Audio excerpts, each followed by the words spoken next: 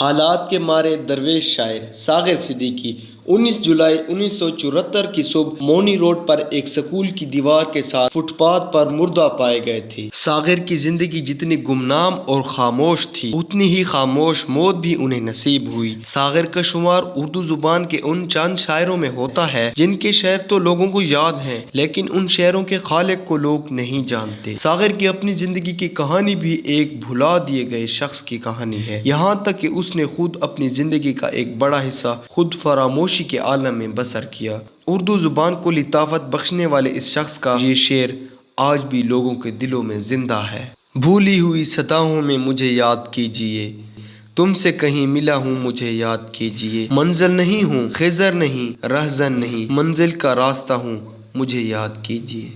ساغر کا اصل نام محمد اختر تھا۔ وہ امبالہ کے ایک متوسط درجے کے گھرانے سے تعلق رکھتے تھے۔ ابتدائی زندگی کے حوالے سے معلومات بھی کم ہیں لیکن یہ سب جانتے ہیں کہ ساغر نے کم عمری میں ہی شعر شروع کر دیے تھے۔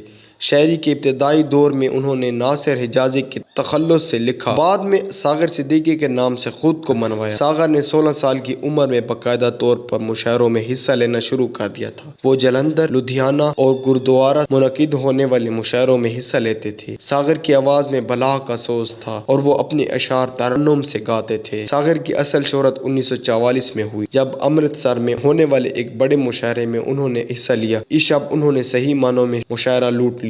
1947 میں قیام پاکستان کے بعد ساغر بھی ہجرت کر کے لاہور آ گئے۔ اس وقت تک وہ مشاعروں کے بڑے کامیاب شاعر بن چکے تھے۔ یہاں فنون لطیفہ سے منسلک لوگوں نے ساغر کے کام کو ہاتھوں ہاتھ لیا۔ ان کا کلام مختلف پرچوں میں چھپنے لگا۔ فلم بنانے والوں نے ان سے گیتوں کی فرمائش کی۔ ساغر کے لکھے گیت سپر ہٹ ہوئے۔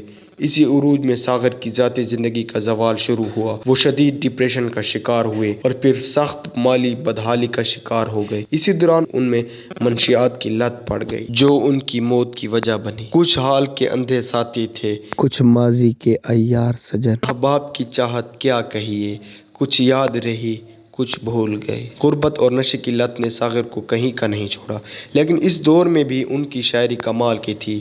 ساغر کو ان کے اپنے دوستوں نے لوٹا اور منشیات کے عوض ان سے فلمی گیت اور غزلیں لکھوائیں اور اپنے نام سے شائع کرائیں۔ جس عہد میں لٹ جائے فقیروں کی کمائی، اس دور کے سلطان سے کچھ بھول ہوئی ہے۔ ساغر صدیقی کی وفات کے بعد ان کے کل 6 شاعری مجموعے منظر عام پر آئے۔